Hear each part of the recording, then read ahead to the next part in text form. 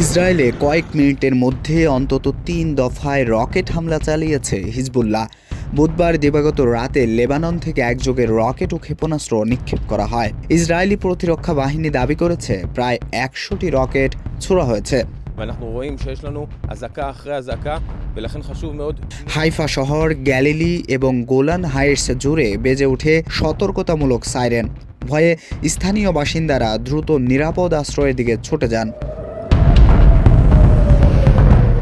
এদিকে আইডিএফ জানিয়েছে লেবাননের একাধিক কৌশলগত স্থান থেকে এই হামলা চালানো হয়েছে। ইসরায়েলের আকাশ প্রতিরক্ষা ব্যবস্থা অনেক রকেট মাঝ আকাশেই ধ্বংস করে। তবুও হামলার ব্যাপকতায় পুরো অঞ্চল জুড়ে আতঙ্ক ছড়িয়ে পড়ে।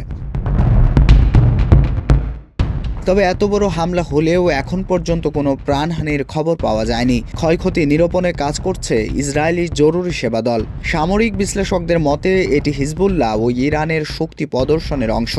এই হামলার পর ইসরায়েল পাল্টা সামরিক পদক্ষেপের প্রস্তুতি নিচ্ছে বলে খবর পাওয়া যাচ্ছে। লেবানন সীমান্তে উত্তেজনা এখন চরম পর্যায়ে। বিশ্লেষকদের আশঙ্কা পরিস্থিতি যে কোনো সময় বড় আকারের যুদ্ধে রূপ নিতে পারে। একটি পূর্ণাঙ্গ আঞ্চলিক যুদ্ধের ঝুঁকি এখন আগের চেয়ে অনেক বেশি। কুমার সপ্তর্ষি রায়, দৈনিক মানবকণ্ঠ।